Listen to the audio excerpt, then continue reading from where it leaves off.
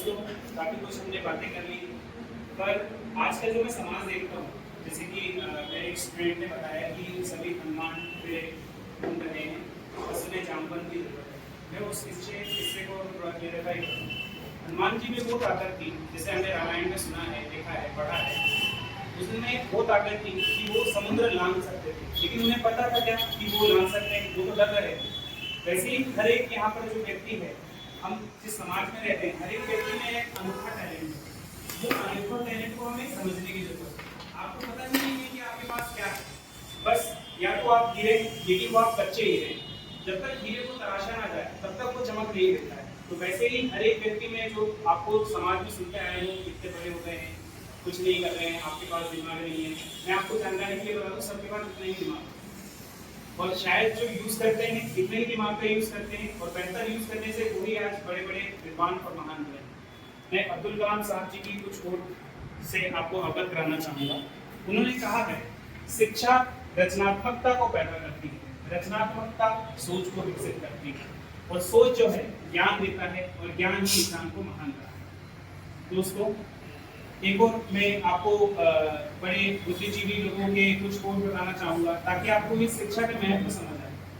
जैसे कि तुलसीदास जी ने कहा है, गुरु ग्रह गए कृपा रघुराई, अल्पकाल विद्या समुदाय। इसका कहने का मतलब यह है कि जब रघुराई यानी कि श्री राम अपने गुरु के ग्रह गए, और ये गुरु के ग्रह क्यों गए, क्योंकि प्राचीन काल में हमने देखा है कि जो गुरुकुल हुआ करता था, गुरुकुल में शिक्षा और शिक्षक और शिष्य सभी वहां पर बैठ के अध्ययन करते थे, ज्ञान करते थे। अब मैंने ये बात बोला है कि शिक्षक भी अध्ययन करते थे, तो मैं आपको एक बात से अवगत कराना चाहूंगा, कोई भी व्यक्ति हो, उसे हमेशा विद्यार्थी रहना चाहिए। कोई कितना भी संपूर्ण नहीं हो सकता, कितना ही 100% हो जाएगा, 0 कुछ परसेंट रह ही जाएगा। तो इसलिए एक शिक्षक को भी, मैं शिक्षकों से भी अनुरोध करूंगा कि अपने ज्ञान को बढ़ाते रहना चाहिए, क्योंकि जिस तरह से आधुनिक समाज बदल रहा है, वो लगातार नएपन की ओर बढ़ रहा है।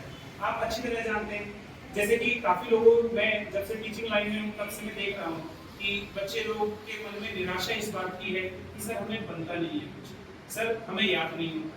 तो मैं उनसे केवल इतना कहना चाहूंगा, आपकी भी इंटरेस्ट नहीं। काफी कुछ बच्चे जिनसे मैं इंटरेक्ट होता हूँ, काफी कुछ पढ़ने में अच्छे होते हैं, काफी कुछ जो रहते हैं वो ये सोचते हैं कि मैं नहीं कर पा रहा हूँ, और कुछ ऐसे रहते हैं जिनका ध्यान भटका हुआ रहता है। तो मैं उनसे केवल इतना ही कहना चाहूंगा, मेरा प्रयास यह रहता है, जो टैलेंटेड है वो तो चमकेगा नहीं, जो पीछे लाइन में, मैं चाहता हूँ कि उसे सर्वोच्च पहुंचाया जाए। तो मेरा शिक्षा का उद्देश्य यह नहीं है कि सिलेक्शन दिया जाए, मेरा शिक्षा का उद्देश्य है वास्तविक शिक्षा को दिया जाए। वास्तविक शिक्षा का अर्थ यह है कि आप लोग जनरली बुक्स पढ़ते हैं, और बुक्स में आप केवल किताबी ज्ञान को समझते हैं, लेकिन शिक्षा केवल किताबी ज्ञान नहीं है। शिक्षा वह है जो आपको जीवन को सुधार करते हैं। शिक्षा भी दो तरह की हो सकती है, एक हो सकती है अच्छी शिक्षा, एक हो सकती है बुरी शिक्षा। हमें ज्यादातर लोगों को यही नहीं पता है कि अच्छा और बुरे में फर्क क्या है। हो सकता है आप जिसे बुरा समझ रहे हैं वो आपके लिए बहुत अच्छा है, और जिसको आप बहुत अच्छा समझ रहे हैं वो बुरा है। तो सबसे बड़ा मुझे लगता है शिक्षा का मूल उद्देश्य ये है कि जीवन के लिए हमें अच्छे और बुरे दोनों में बेहतर फर्क करना, जो अच्छा है उसमें सर्वोत्तमता को हासिल करने का प्रयास करना। आपने ये भी देखा होगा कि बहुत सारे लोग टॉपर्स होते हैं, बहुत सारे लोग सफल होते हैं।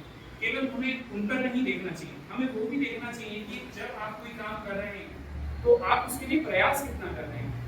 आपने देखा होगा कि जो लोग सफल हो जाते हैं, हो सकता है उनका किस्मत, लेकिन मैं आपको एक चीज से अवगत कराना चाहूंगा, मेहनत वो चीज होती है, अलग अलग चीज होती है। मेहनत आपकी 90% काम करेगी, किस्मत आपकी 10% काम करेगी, और जो भी 10% आपकी किस्मत काम करती है वो 90% का ही रिजल्ट है। इसलिए मैं अपने बात को विराम देना चाहूँगा, और मैं ये उपदेश और शिक्षा का संदेश आप तक पहुँचाना चाहूँगा। शिक्षा के माध्यम से ही हम दुनिया को बदल सकते हैं, और हम ये देख रहे हैं कि भारत न सिर्फ वर्ल्ड में विश्व का सबसे युवा जनसंख्याओं में से एक है, और स्वामी विवेकानंद जी ने भी कहा है, युवा शक्ति में एक ऐसी पावर है कि वो पूरी दुनिया को भी पलट के रह सकती है। तो मैं भी आपको एक युवा दृष्टिकोण से देखता हूँ, और आपको भी दुनिया पलटने की क्षमताओं की और यहाँ